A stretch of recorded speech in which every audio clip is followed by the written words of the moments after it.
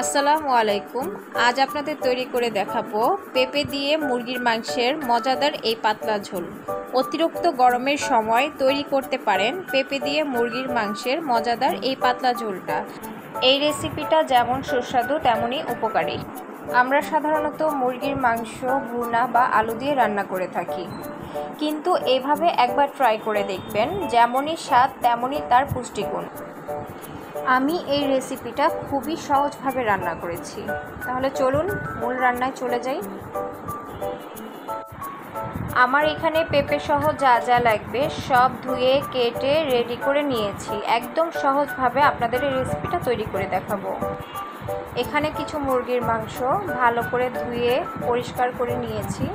এখন আমি একটি কড়াইয়ে দিয়ে তাতে পেঁয়াজ, কাঁচামরিচ, টমেটো কাটা দিয়ে দিব। একে একে সব উপকরণ এখানে দিয়ে দিব। আধা চা চামচ হলুদ গুঁড়ো, আধা চা চামচ মরিচ গুঁড়ো, আধা চা চামচ ধনিয়া গুঁড়ো, স্বাদ মতো লবণ, 1.5 চা চামচ আদা রসুন বাটা। মুরগির মাংস বা গরুর মাংস আমরা যে মাংসই রান্না করি না কেন সেখানে আদা বাটা রসুন বাটার পরিমাণটা একটু বাড়িয়ে দিতে হবে। এইখানে কিছুটা গরম মশলা, যেখানে তেজপাতা, দারচিনি, এলাচি, লং। এখানে আমি 2 ধরনের তেল ব্যবহার করব, সয়াবিন তেল এবং সরিষার তেল।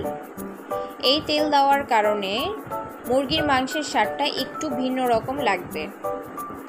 আপনারা চাইলে সরিষার তেলটা স্কিপ করতে পারেন, কিন্তু আমার কাছে এই তেলটা দেওয়ার কারণে টেস্টটা ভালো লেগেছে। এখন সব উপকরণ আমি একটু ভালো করে মাখিয়ে নেব।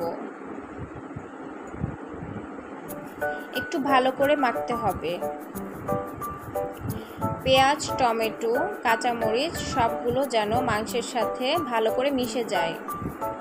মাখা হয়ে গেলে সেখানে আমি সামান্য পরিমাণের পানি দিয়ে চুলায় বসিয়ে দিব। এখন ঢাকনা দিয়ে ঢেকে দিলাম। যে পানিটা দিয়েছি সেই পানিটা ভালো করে শুকাতে হবে। শুকানো হয়ে গেলে মাংসটা ভালো করে কষাতে হবে। খেয়াল রাখবেন, মাংস তরকারি আমরা যাই রান্না করি না কেন কষানোর উপরেই রান্নাটা ভালো হয়। পানিটা কিন্তু আমার প্রায় শুকিয়ে আসছে। এখন পেঁপেগুলো দিয়ে আরেকটু ভালো করে কষাবো। এখানে আর কোনো পানি এখন আমি অ্যাড করব না।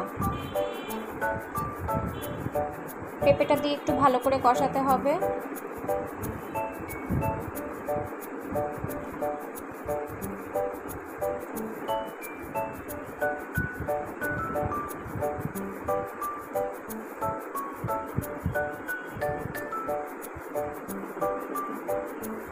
এখন আমি আবার ঢাকনা দিয়ে ঢেকে দেব। তরকারিটা আরেকটু ভালো করে রান্না করতে হবে, পানি ছাড়া।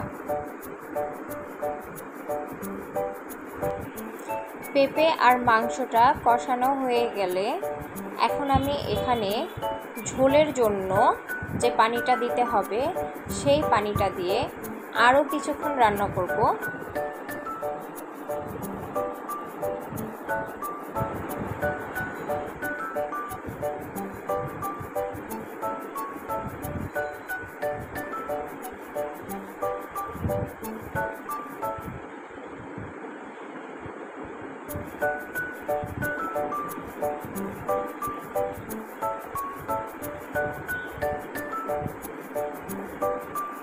তরকারিটা অর্ধেক হয়ে আসলে এখানে আমি একটা মশলার পেস্ট করে নিয়েছি। এই পেস্টটা আমি এখন দিয়ে দিব। এখানে আস্ত জিরা, আস্ত ধনিয়া, কাঁচামরিচ, কাঁচা পেঁয়াজ, ভাজা পেঁয়াজ এবং গরম মশলা ভাজা, এগুলো সব একসাথে পাটায় বেটে আমি পেস্ট করে নিয়েছি।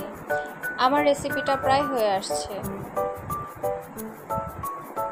তৈরি হয়ে গেল মজাদার এবং পুষ্টিকর একটি রেসিপি, পেঁপে দিয়ে মুরগির মাংসের পাতলা ঝোল। এই রেসিপিটা আপনারা বাসায় অবশ্যই ট্রাই করে দেখবেন এবং জানাবেন কেমন হয়েছে। আশা করি ভালো লাগবে। এই প্রচণ্ড গরমে বেশি বেশি পানি খাবেন, প্রয়োজন ছাড়া বাড়ির বাইরে কম বের হবেন। সবাই সুস্থ থাকবেন, ভালো থাকবেন। আজ এই পর্যন্তই। আল্লাহ হাফেজ।